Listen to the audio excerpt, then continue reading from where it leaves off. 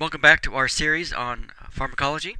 This will be our last video in our course. In this video we'll discuss chapter number 25, Emergency Drugs, Intravenous Fluids, and Blood Products.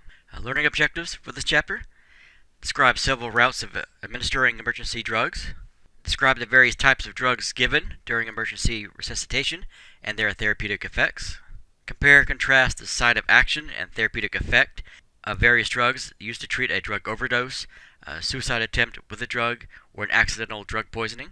Describe the physiology of anaphylaxis and how drugs are used to treat it. Describe the various ways in which intravenous fluids are administered. Name several types of intravenous fluids. Name several types of blood and blood products. And lastly, compare and contrast the therapeutic effect of blood and blood products with that of plasma and plasma products. First, we'll start off with an introduction. There are some types of emergencies that are life-threatening and that require an immediate drug intervention. And these include cardiac arrest or respiratory arrest, shock from trauma or infection, anaphylaxis, and drug overdose. Now, unless those conditions are corrected quickly, several things can happen to the body within minutes. That could include oxygen levels in the blood decreasing, carbon dioxide and lactic acid levels in the blood increasing, the blood pH becoming more acidic, cellular metabolism in the vital organs will slowly come to a halt, and eventually the patient can die. All right, now we'll talk about basic life support. It's also known as CPR, cardiopulmonary resuscitation. This is the mechanically circulating the blood through the body, and also inflating the lungs with air. Now a step beyond that is advanced cardiac life support, or ACLS. Now this includes the use of drug therapy. And what's common for this type of therapy is the crash cart. And this is a cart that's wheeled from room to room that contains all the necessary emergency drugs and resuscitative equipment needed. And this is available in hospitals, doctors' offices, clinics, and other healthcare facilities. All right, now we'll talk about routes of administration for emergency drugs. Now, routes to administer emergency drugs will be different than routes that are normally used. That's because the need for these kinds of drugs need to take effect very quickly throughout the body. And most routes that are given result in too slow of an absorption rate of the drug to produce any therapeutic effect. So in an emergency situation, you need to have the drugs administered quickly and absorbed systemically quickly. And by far the most common route of administering an emergency drug would be through an intravenous route. And drugs are injected by either an IV line or with an IV push or with a bolus. Now the intravenous route produces the maximum drug effect in the shortest amount of time. That's why this is by far the most common type of a route to administer any emergency drug. Then once the patient has been successfully resuscitated, after that point an IV drip infusion is used. Another route of administration for an emergency drug will be the endotracheal route. This is where drugs are placed within an endotracheal tube. And as the drugs are mechanically ventilated, the drug solution is propelled into the lungs and absorbed into the alveoli, the air sacs within the lungs. At this point, it's able to be absorbed very quickly and enters the bloodstream very quickly. In choosing this route, therapeutic systemic drugs can be achieved, but only certain drugs can be administered by this route. Not every drug can use this method. In this image, we have someone who has already been intubated, and you can see here in the syringe a drug is about to be administered through the endotracheal tube. And this tubing will go down through the trachea, down into the lungs, where this medication here will be absorbed quickly into the bloodstream. Now, as I mentioned, there's only a certain number of drugs that can be administered through an endotracheal tube, and they have a acronym that's used to describe which drugs this applies to. And the acronym that's used is NAVEL, N-A-V-E-L. So it's this acronym that helps people to remember what drugs are able to be used on an endotracheal tube for an adult. Here are the drugs that those letters represent. N for naloxone, also known as Narcan. A is atropine. V, vasopressin. E, epinephrine, more commonly known as adrenaline. And L, lidocaine, also known as xylocaine. So these are the drugs that are appropriate to be administered with an endotracheal route of administration for an adult. But when it comes to a pediatric patient, that has to change slightly. Instead of the acronym NAVEL, the acronym LEAN, L-E-A-N, is used. So L represents lidocaine, E, epinephrine, A, atropine, naloxone. So vasopressin is not appropriate to be given through an endotracheal tube to a pediatric patient. So another route of administration for an emergency drug is the intracardiac route. Now, this is not frequently used, but can be valuable when other routes have failed to produce any therapeutic effect. And the reason why this is not used frequently, the placement of the site where it's administered has to be placed in a very particular spot. If it's not properly placed within the left ventricle, there's a very high risk of creating a pneumothorax or cardiac tamponade or coronary artery laceration. And if you need to use this route, only epinephrine and calcium chloride can be given through this method. Now, the American Heart Association's Advanced Cardiac Life Support Guidelines recommend that this route of administration, the intracardiac injection, only be done in a hospital setting because the route carries such a high risk of cardiac tamponade, pneumothorax, or coronary artery laceration if not done correctly.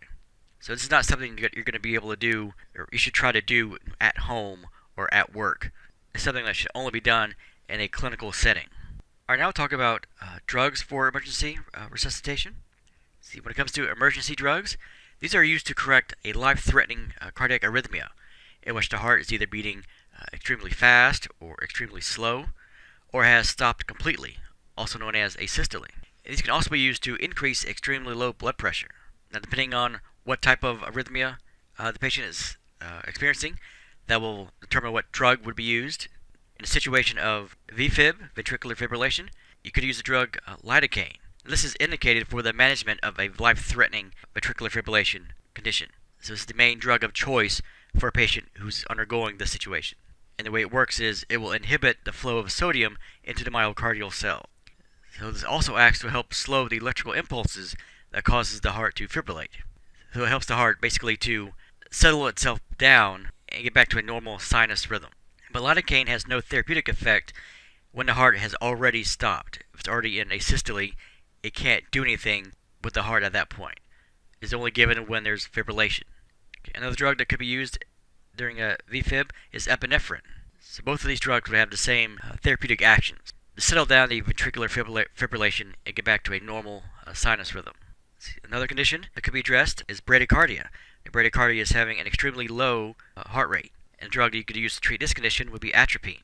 And the way atropine would work is it blocks the actions of acetylcholine that's released from the vagus nerve. And the vagus nerve innervates the heart, and then when acetylcholine is released from the parasympathetic nervous system, it actually slows the heart rate down. So by blocking the action of acetylcholine, you are preventing it from getting any lower than it already is. So atropine is used to specifically treat severe bradycardia or bradyarrhythmias such as heart block. Another condition that could be addressed is asystole. This is where there is no heartbeat at all, and the drug you would use to treat this condition is epinephrine, also known as adrenaline. Now this acts as a neurotransmitter that's released by the sympathetic nervous system in response to pain or danger or stress. So it makes the myocardium much more responsive to the use of a defibrillator, which can reset the normal sinus rhythm of the heart. And during asystole, it can actually help stimulate the contractions of the myocardium.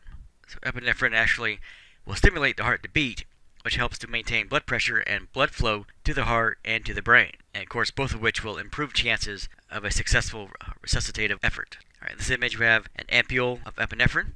And like all ampules, once the neck is broken and the drug is able to be dispensed, it can't be preserved. It has to be either used completely or dispensed of. You can't just put that back on the shelf. See some other drugs that are used for life-threatening cardiac arrhythmias. An asystole, calcium chloride. This acts by stimulating the myocardium to contract more forcefully. And this may even stimulate a contraction when the heart has stopped beating and has failed to respond to epinephrine.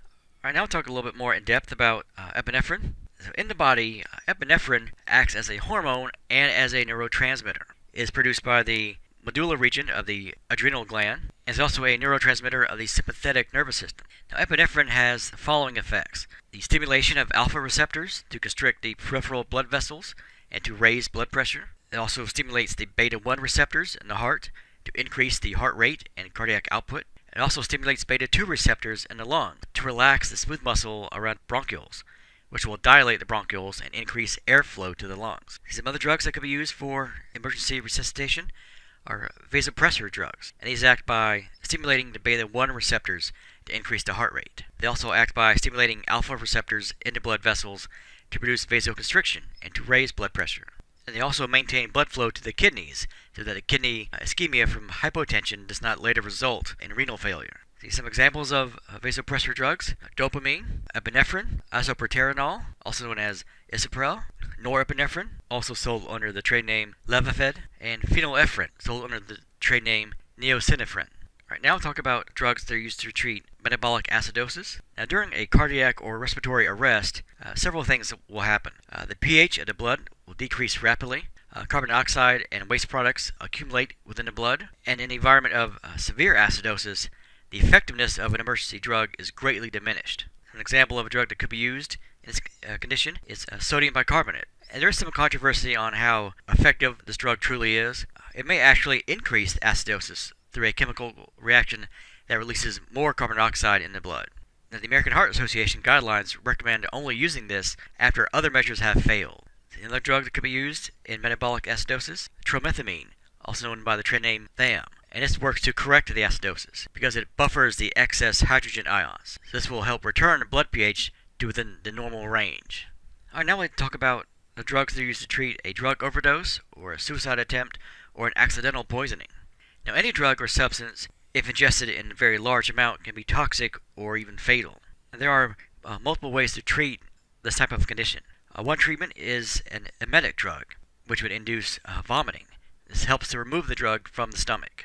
Another form of treatment would be administering an adsorbent drug. This will bind to the ingested drug to another substance to make it inert. Another drug that could be given are antagonist drugs, and these work by inactivating the drug within the blood. All right, we'll talk about emetic drugs first. An example of an emetic would be ipecac syrup. This is a drug that induces vomiting.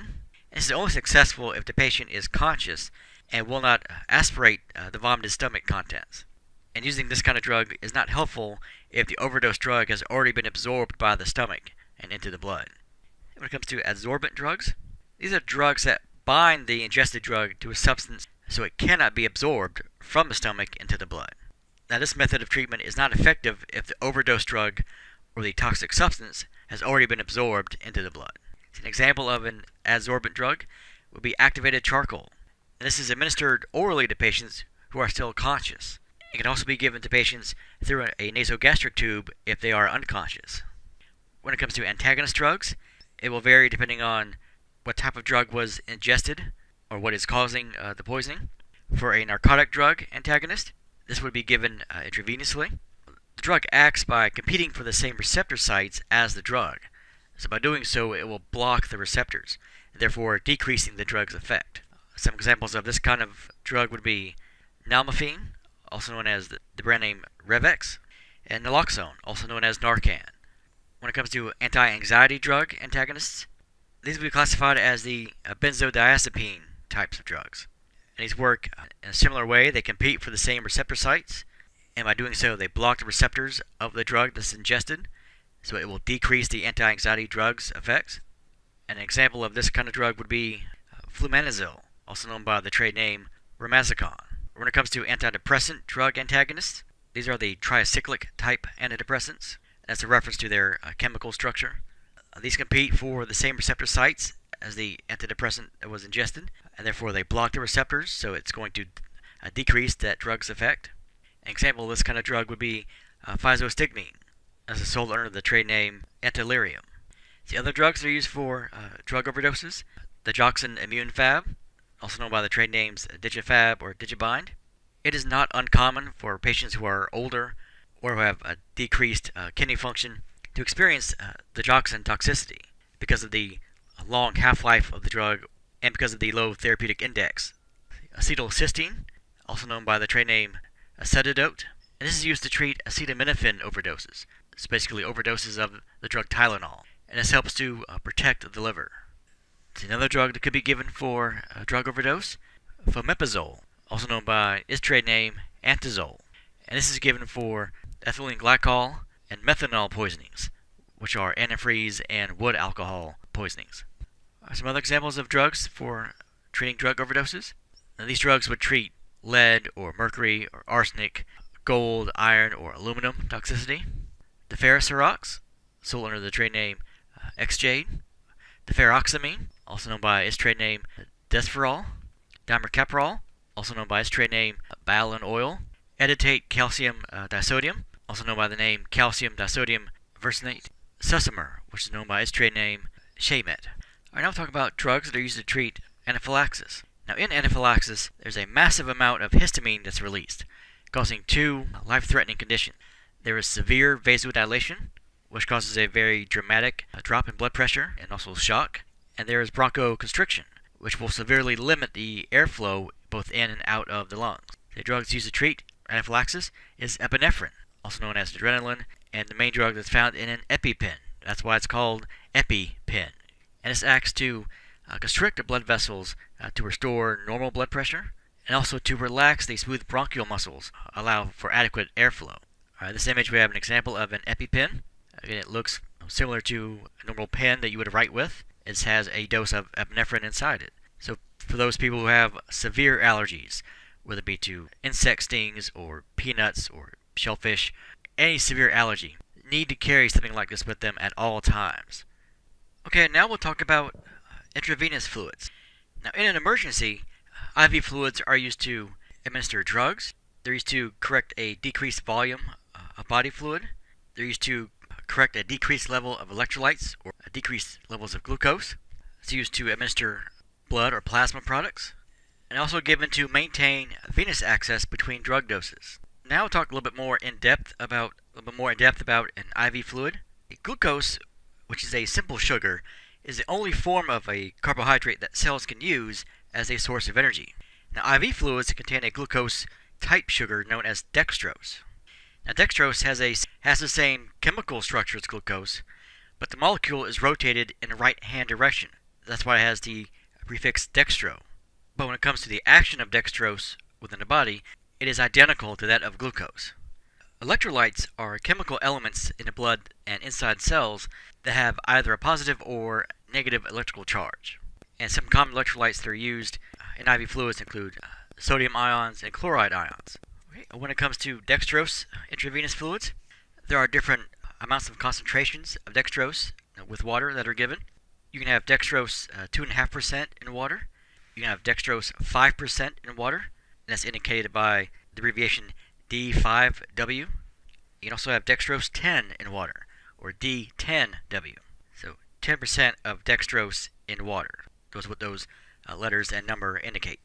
You can also find this in concentrations of 20%, 25%, 30, 40, 50, 60, and 70. Now, dextrose IV fluids can also be administered as a bolus injection through an already existing IV line. This can be given to patients with low blood sugars, patients who are diabetic, or premature infants.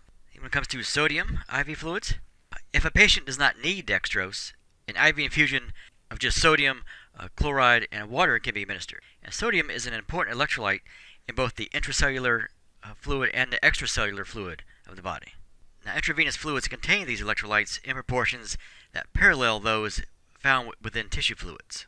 The concentration of the fluid is known as the physiologic salt solution, or normal saline, which is indicated by the letters NS. Now, sometimes an IV fluid is half the normal saline is ordered. This is written as 0.45% sodium chloride. In this image, we have examples of IV fluids of both normal saline and half normal saline.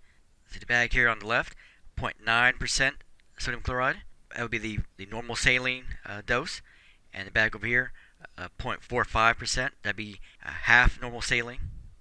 Alright, now we'll talk about combination IV fluids. Now, depending on the needs of the patient, sometimes you'll see intravenous fluids given in various combinations with one another. You'll find dextrose in varying concentrations and normal saline or half normal saline combined in a single IV fluid. Some examples would be dextrose at 5% and normal saline, and that would be indicated by this, D5 for dextrose 5% and at 0.9% sodium chloride. That would be the normal concentration of sodium chloride. We're going to have dextrose 5% and half normal saline, which would be indicated by D5 for dextrose 5% and 0.45% sodium chloride, half the normal concentration. And continues on throughout the various concentrations of dextrose. Dextrose 10% normal saline would be D10 and 0.9% sodium chloride. Dextrose 10% at half normal saline, D10/0.9% 0.45% sodium chloride. Another combination IV fluid that you could find is dextrose at 5% in lactated ringers. So that'd be indicated D5/LR. This contains a fixed amount of dextrose and water with sodium and potassium, calcium, chloride, and lactate. And this combination was named for the English physiologist Sidney Ringer. See, another type of combination IV fluid is called a crystalloid. This is a general category that refers to any IV fluid that provides dextrose and sodium chloride alone or in combination with other electrolytes. Another type of IV fluid you may find are TPNs, total parenteral nutrition. And this is a combination of dextrose and electrolyte IV fluids. And these are given to maintain fluid and electrolyte balance within the patient. And they're also given to supply calories to the patient because they are unable to completely meet the long-term nutritional needs that they need. And these fluids specifically lack protein and fat and vitamins. It's just a combination of dextrose and electrolytes. So this is a specially prepared IV fluid, and it's designed for patients whose nutritional needs can't be met with just regular dextrose and electrolyte fluids alone. And this type of IV fluid contains very specific amounts of essential amino acids, electrolytes, vitamins, and minerals. These will be individually tailored to the patient's need according to the physician's order. Now, this type of solution is also known as a hyperalimentation solution, and this must be administered through a special long-term IV catheter that's inserted into the subclavian vein or in the superior vena cava. And the catheter can either be a Hickman or a Broviac catheter. Another type of IV fluid that can be administered are intravenous lipids. And these are given to meet a patient's dietary fat requirements. So you may have a separate intravenous solution of just lipids that may be ordered. And a solution of IV lipids will contain fat in the form of soybean or safflower oil, water, glycerin, and egg yolk. And when it comes to lipid fats, these will be a more concentrated source of calories than dextrose. And fats contain about 30% more calories per gram than dextrose. These will also contain essential fatty acids. And these are only given to patients who are unable to take oral feedings for an extended amount of time. And some examples of lipid fats that could be given in this form will be intralipid or lipicin. So another type of IV fluid that could be given are intravenous multivitamins. These are specially formulated combination of 12 vitamins for IV administration. And these will contain 9 water-soluble vitamins and 3 fat-soluble vitamins. And there are actually 4 fat-soluble vitamins, but the 4th is not given intravenously, which is vitamin K. And some examples of an IV multivitamin fluid that could be given: Baroka Parenteral Nutrition, Infuvite, and MVI-12, which is just an abbreviation for multivitamin infusion 12 in reference to the 12 vitamins that are given. Alright, now we'll talk about blood and blood products. Blood for transfusion is available as either units of whole blood, packed red blood cells, or platelets. When it comes to whole blood citrated, this contains all cellular components of blood, so red blood cells, white blood cells, and platelets. It also contains all the plasma and all of its constituents, so albumin, globulins, clotting factors, electrolytes. And the term citrated refers to the anticoagulant citrate that's commonly used to preserve whole blood, which helps it last longer when it is refrigerated. The whole blood will provide a complete correction of blood loss and blood cells and plasma in the correct proportions. Now, before whole blood can be given as a transfusion, the patient and the unit of blood must be typed, the correct blood type, and also cross-matched to each other. Now, both of those assures compatibility, and this will avoid transfusion reaction. If someone is given the wrong blood type, you end up having a hemolysis of red blood cells due to the incompatibility. Alright, now we'll talk about packed red blood cells, or PRBCs. This is a concentrated preparation of red blood cells in a small amount of plasma that have an advantage over whole blood. These can be given without causing fluid overload to a patient. This is of special importance to patients with congestive heart failure and also premature infants who cannot tolerate any increase in blood volume. Now, the downside about packed red blood cells is they do not contain plasma proteins or any clotting factor. But just like with whole blood, they must be typed and cross-matched before being administered to a patient. The other component of blood are the platelets, and these are extracted from the whole blood. And these are suspended in a small amount of plasma, and these would be cross-matched for the best results. Now, these can also be given in an unmatched form, especially in an emergency situation. And these can be given unmatched because they won't provoke a transfusion reaction by the body. The patient's antibodies will quickly destroy them, but these will be less effective in general compared to platelets that are matched. Now, platelets would be given to patients to have thrombocytopenia, which is having a decreased level of thrombocytes or platelets within the blood, the patients who have leukemia, or who have suppressed bone marrow. All right, now we'll talk about plasma and plasma volume expanders. Now, these do not contain blood cells. And these are derived from whole blood that has undergone plasmapheresis to remove the blood cells. And these can't raise the patient's hematocrit level to contribute to oxygen carrying capacity. So when it comes to plasma, this has an advantage over blood because it does not have to be typed or cross-matched. The plasma can be given to hemophiliacs who need the clotting factors, or to patients with severe burns to restore blood volume and electrolytes. A form of plasma that can be given is fresh frozen plasma. This consists of plasma that contains all of the plasma proteins and clotting factors, and it's frozen to prolong its shelf life. Then it is thawed at room temperature before being administered intravenously. Another type of plasma can be given, plasma protein fraction. This is derived from plasma, and this will contain 5% plasma proteins, the most of which will be albumin, mixed with normal saline. But this solution has no clotting factors. And some examples of this type of solution would be plasminate proteinate. A product that's found in plasma will be albumin. Albumin is derived from plasma. This contains only the plasma protein albumin, and it will not contain any clotting factors. Albumin is prepared in either a 5% solution or a 25% solution. And the 5% solution is what will approximate the concentration that is found within blood. And some examples of this kind of fluid that could be given to a patient will be albuminar or plasbumin. Another type of solution that could be given, cryoprecipitate. This is a plasma extract that's prepared by freezing and then slowly thawing the plasma. And this will contain concentrated amounts of factor VIII, von Willebrand factor, and also fibrinogen. This is used to treat patients with hemophilia or von Willebrand disease. All right, now we'll talk about a focus on healthcare.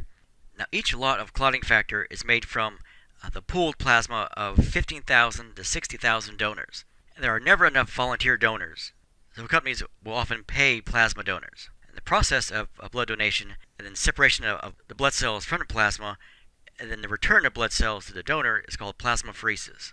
Plasma, albumin, and cryoprecipitate are all prepared from pooled units of blood plasma. And these are tested for hepatitis and HIV, and then heat treated for 10 hours to reduce the risk of transmitting any diseases. However, these precautions are not totally effective in eliminating the viruses, especially HIV. And because of this, many hemophiliacs who were treated with clotting factors in the past developed hepatitis and AIDS. All donated blood is tested for syphilis, hepatitis, and HIV according to guidelines established by the FDA, the federal organization that is responsible for the safety of blood and blood products in the U.S. The FDA has banned blood donated by people who have lived in or visited Europe for a certain length of time because of the possibility of contamination with the microorganism that causes mad cow disease and a fatal neurological disease in humans.